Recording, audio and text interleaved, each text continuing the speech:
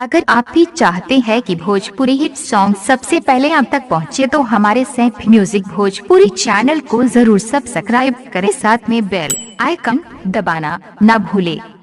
Presented by Saif music Bhojpuri. गुली गोरी हाथे से हिलावो, हाथे से हिलावो, हाथे से हिलावो। धर होई गुली गोरी, गुली गोरी।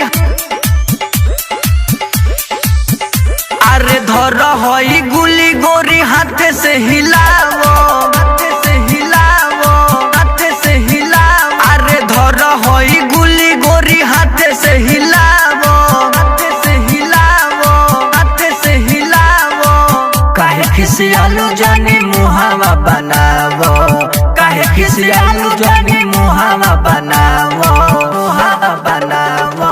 धर होई गुली गोरी हाथे से हिलावो, हाथे से हिलावो, हाथे से हिलावो। धर होई गुली गोरी हाथे से हिलावो, हाथे से हिलावो, हाथे से हिलावो। Presented by Saif music Bhojpuri. धर होई गुली गोरी हाथे से हिलावो, हाथे से हिलावो, हाथे से हिलावो।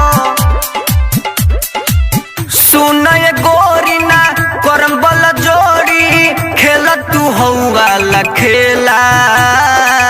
एक दिन कौनो तब होगी, काहे करो तारु चूना, काहे करो तारु चूना।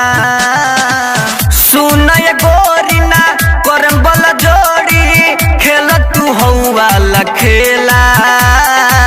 एक दिन कौनो तब होगी, करना तू झमेला, करना तू झमेला। अरे दिल के ना दुख दोना ना खड़ा उठावो, ना खड़ा उठावो, ना खड़ा उठावो। धर होई गुली गोरी हाथे से हिलावो, हाथे से हिलावो, हाथे से हिलावो। Presented by Saif music Bhojpuri. धर होई गुली गोरी हाथे से हिलावो, हाथे से हिलावो। खुशबू रिकॉर्डिंग स्टूडियो कहला बिशनपुरा बाजार। मिक्स बाय इमाम बाबू। धर होई गुली गोरी हाथे से हिलावो।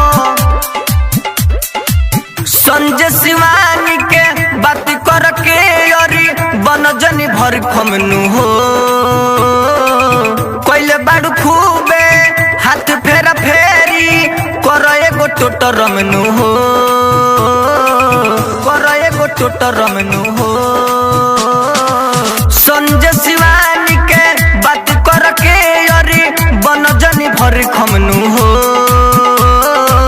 कोइले बाड़ू खूबे हाथ फेरा फेरी, कर एगो टोटर रमनु हो,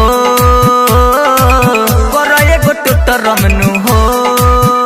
अरे सैफ गुडू कह जनी ना खड़ा देखावो, ना खड़ा देखावो, ना खड़ा देखावो। धर होई गुली गोरी हाथे से हिलावो, हाथे से हिलावो, हाथे से हिलावो।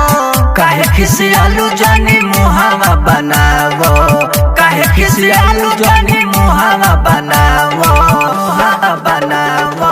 धर होई गुली गोरी हाथे से हिलावो, हाथे से हिलावो, हाथे से हिलावो।